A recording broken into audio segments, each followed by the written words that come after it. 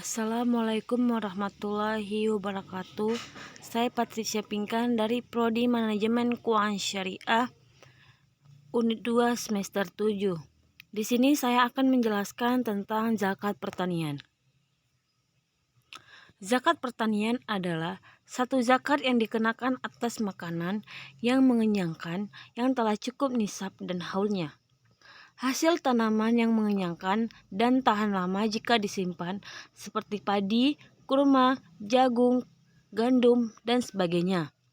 Contohnya bagi penduduk Indonesia, makanan pokoknya adalah nasi dan nasi dihasilkan dari padi, maka zakat pertanian yang dikeluarkan sesuai negara Indonesia adalah padi. Landasan hukum zakat pertanian. Quran Surah Al-An'am ayat 141 yang bunyinya, "Dan dialah yang menjadikan tanaman-tanaman yang merambat dan yang tidak merambat, pohon kurma, tanaman yang beraneka ragam rasanya, zaitun dan delima yang serupa bentuk dan warnanya, dan tidak serupa rasanya. Makanlah buahnya apabila ia berubah dan berikanlah haknya pada waktu memetik hasilnya. Tapi jangan berlebih-lebihan, sesungguhnya Allah tidak menyukai orang-orang yang berlebihan." Quran Surat Al-Baqarah ayat 267 yang bunyinya, "Wahai orang-orang yang beriman, infakkanlah sebagian dari hasil usahamu yang baik-baik dan sebagian dari apa yang kami keluarkan dari bumi untukmu." HR Bukhari. Tanaman yang diairi air hujan atau sungai wajib dikeluarkan zakatnya 1/10, dan yang diairi dengan disirami maka zakatnya separuh dari 1/10 atau 5%. Hukum zakat pertanian yaitu yang pertama termasuk dalam zakat pertanian adalah bahan-bahan yang digunakan sebagai makanan pokok dan tidak busuk disimpan. Hasil pertanian seperti tanam-tanaman maupun buah-buahan. Yang kedua ada zakat ditunaikan pada waktu panen. Yang ketiga, zakat dibayar dalam wujud benda dari jenis yang dihasilkan, tetapi dimungkinkan untuk dibayar dalam bentuk uang.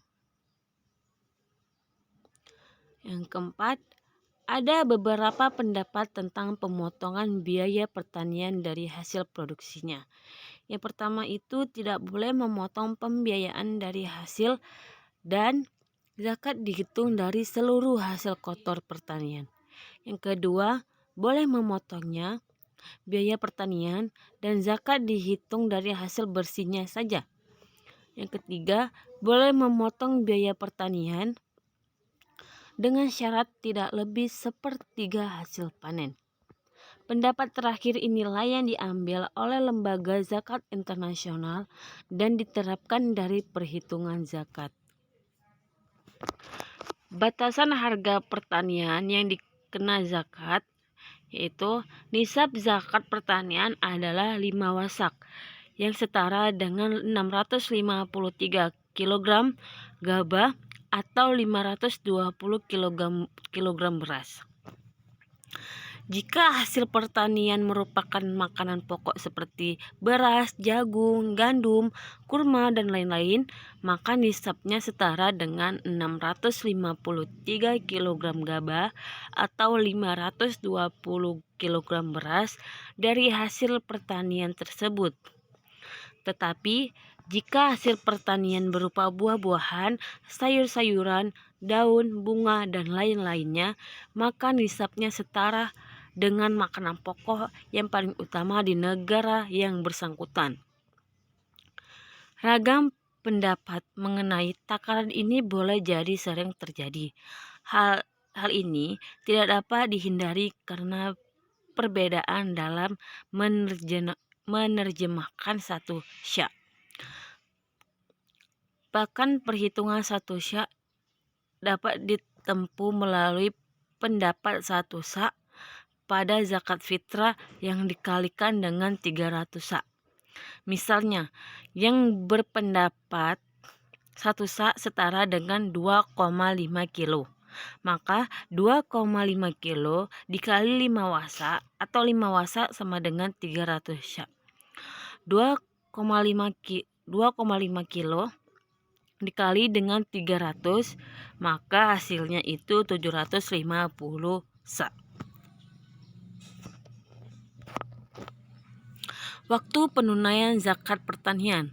Penunaian zakat pertanian dilakukan pada saat memanennya. Pada saat hasil panen terkumpul, hendaklah dihitung apabila telah mencapai nisab, maka zakat menjadi wajib untuk ditunaikan. Dan apabila belum mencapai nisab, maka tidak ada zakat bagi hasil panen tersebut. Penunaian zakat tidak usah menunggu waktu 1 tahun atau haul, karena apa yang keluar dari bumi termasuk pengecualian dan tidak diperlukan haul. Sekian dari presentasi saya atau penjelasan saya. Bila ada kurang saya mohon maaf. Wabillahi taufiq walhidayah. Wassalamualaikum warahmatullahi wabarakatuh.